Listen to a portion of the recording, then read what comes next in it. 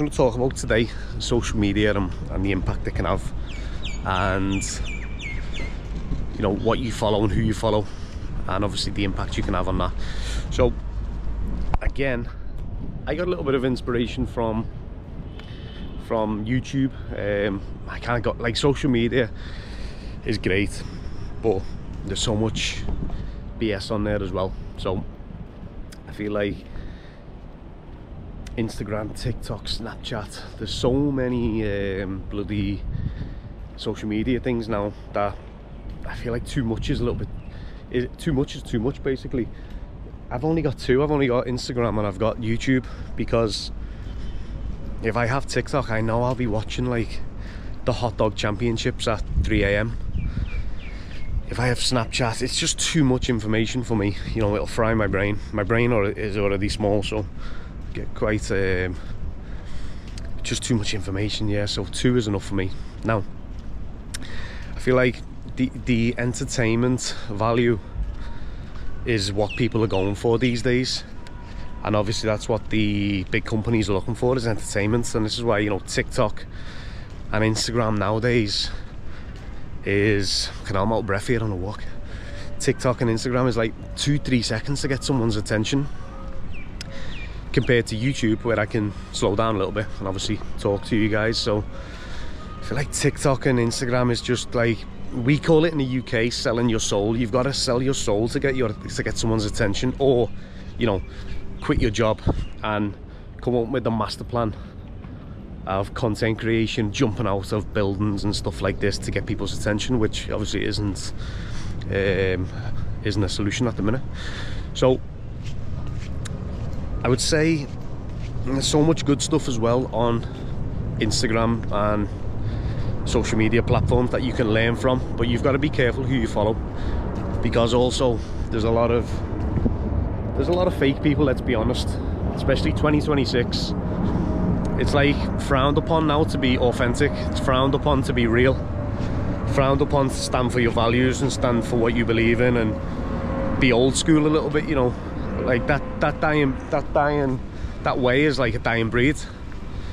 No one's real anymore. Like,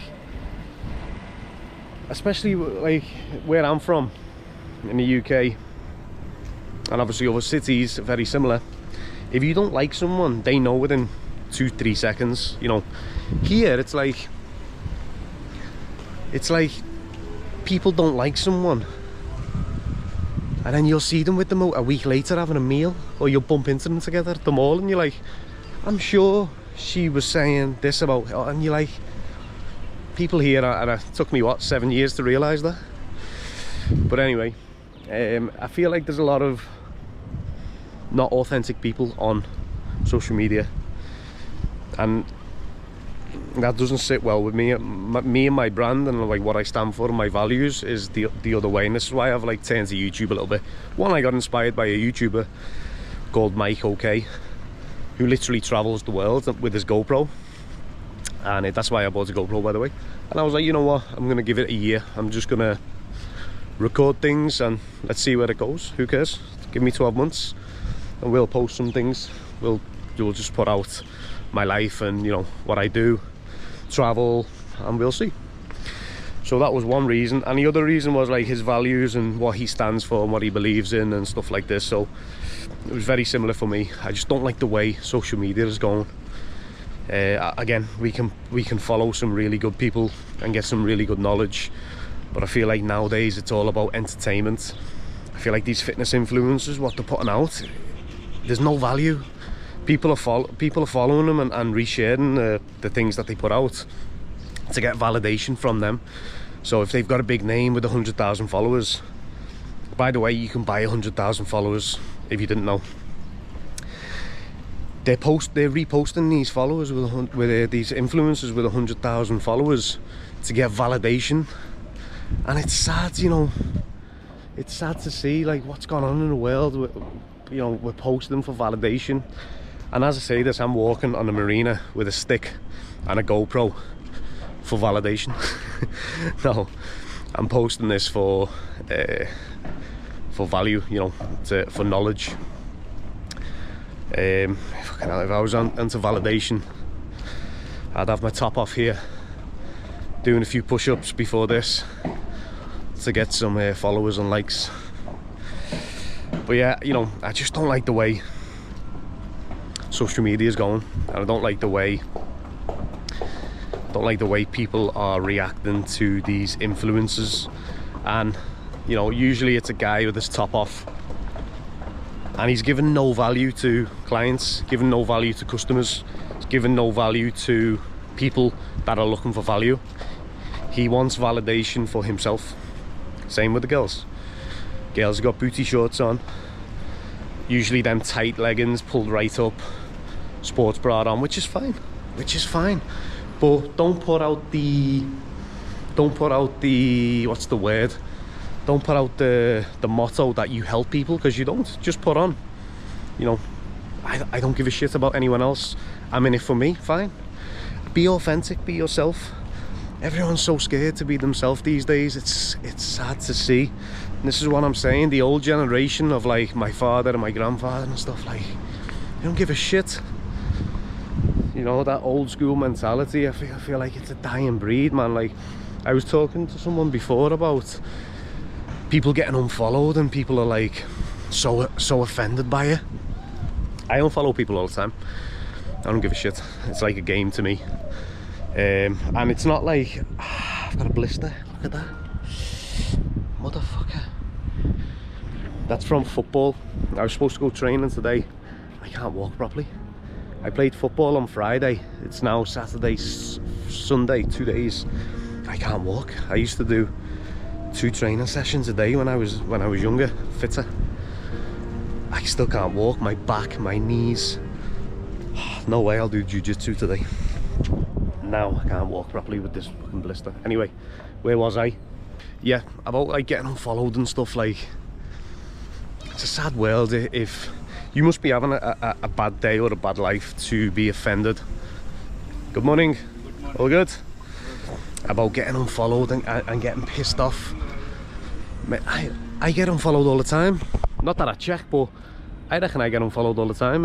You know, all I post is my cats, training, jiu-jitsu, pickup trucks. You know, people must unfollow me all the time, which is fine. You know, it's not their cup of tea, which is totally fine. Doesn't mean if I unfollow you, or, you know, doesn't mean I don't like you. I just don't want to see what you're doing, or it has a negative impact on my life. And I feel like that's what we should be doing. If your social media doesn't inspire you and doesn't you know, give you something to work towards, then you shouldn't follow them people, or them businesses, or them, you know, whatever it may be. I unfollowed all the celebrities that I used to follow because it was just like, I don't even know what the word, they were living in like cuckoo land. This is years ago, talking like 6 years ago. I was following like fucking Michael B. Jordan and all that, you know, when Creed was out. I was looking at the lifestyle, and it was literally like that, like a yacht on like a Tuesday afternoon having caviar and stuff, and I was like, this isn't me, you know, this isn't my life. I don't want that. You know, I'd rather be like doing some push-ups on a Tuesday, or having a coffee, talking about, you know, dogs or something. So that's, I unfollowed a lot of influencers and obviously celebrities that give out a different lifestyle than what I was looking for. You know, I feel like you need to do that as well. There's a lot of bullshit out there. Cut it out. Follow who you need to follow to impact your life in a positive way. You can follow anything. Cars, if that inspires you. I love cars.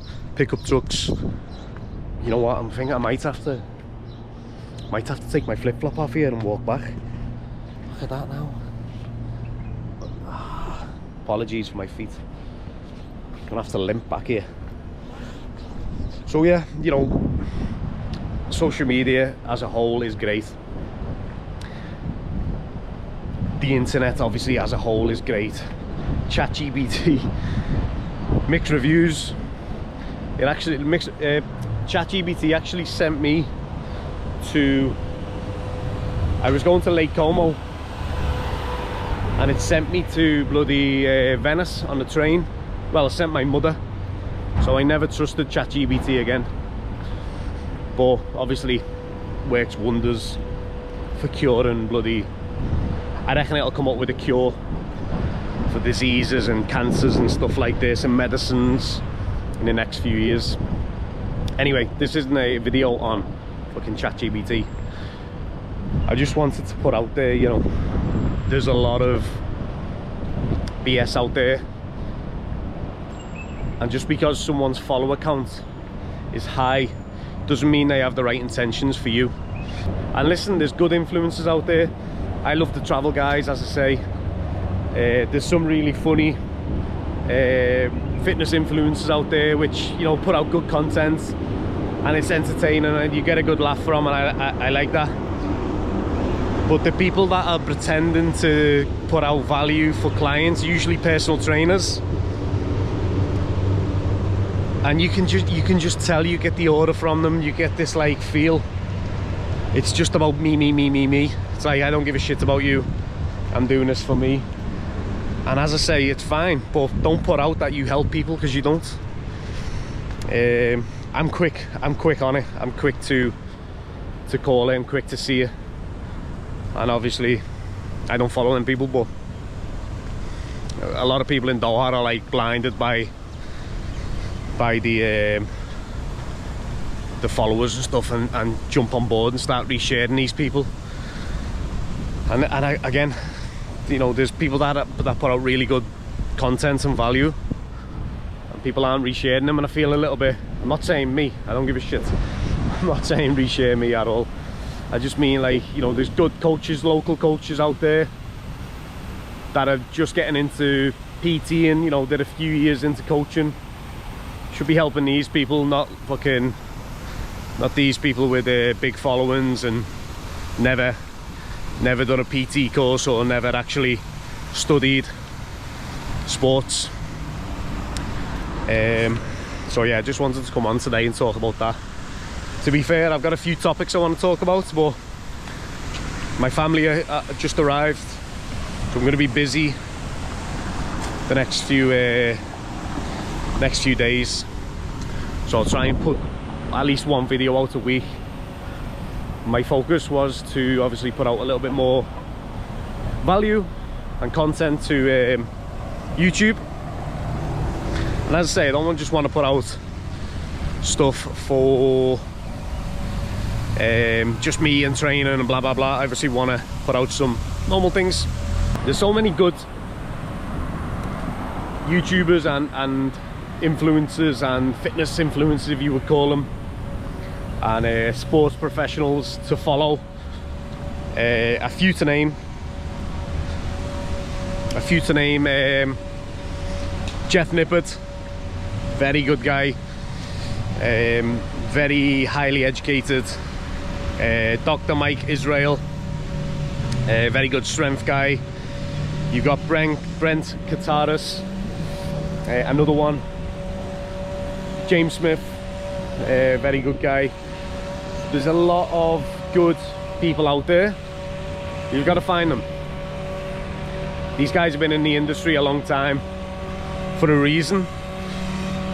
Usually the guys that don't put out value are like what's the word? Guys that don't put out value are like a phase. They've got like an expiry on them. They'll put some value out there. Influencers usually just put bullshit out there for a few months and then die off, jump onto the next trend, die off, jump onto the next trend. If you've been coaching for over 5 years, there's your proof that what you do actually matters and help people. And that's the name of the game of coaching, is to help people.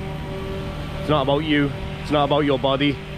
It is in, like, obviously rehab things. Like, I've just helping a guy now with his ACL, and obviously proof is in the pudding. Done my ACL. If you didn't know, I did my ACL. No, I'm joking. Did my ACL, MCL, patella. So obviously proof's in the pudding. Obviously that helps, but it's not about you, it's about how you help people and how you change their lives, and that's what coaching's about. I feel like the art of coaching nowadays is completely gone because of the 2026 validation thing. It's like everyone wants to be an influencer coach, come in and throw a few wall balls up and do a Hyrox race, and you're a Hyrox athlete. Like, that's a different video altogether. That isn't the art of coaching, I'm sorry. The art of coaching is about changing people's lives, how they think, how they eat, how they train, how they go about the day.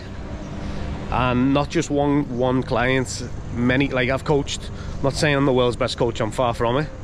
I've coached people from all over the world, from different positions, CEOs to athletes to massively overweight guys to first day in the gym.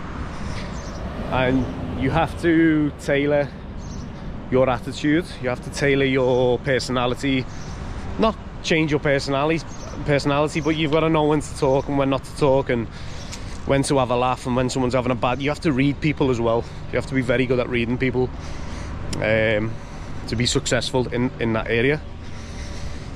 And yeah, that's what coaching's all about, changing people's lives completely. You know, I worked with a lady, Helen, for 2 years in Dubai. Helen come to me and she was super shy, like not very confident. We did boxing for 2 years and obviously trained together and hung out and stuff, and seeing her transformation, that Helen's probably the best transformation I'll ever have in my life. And it wasn't because obviously her body changed, but it was the way she spoke and the way she carried herself that made the difference. So Helen, if you're watching, thank you. And I hope you're well. And yeah, that's it for today, guys. See you.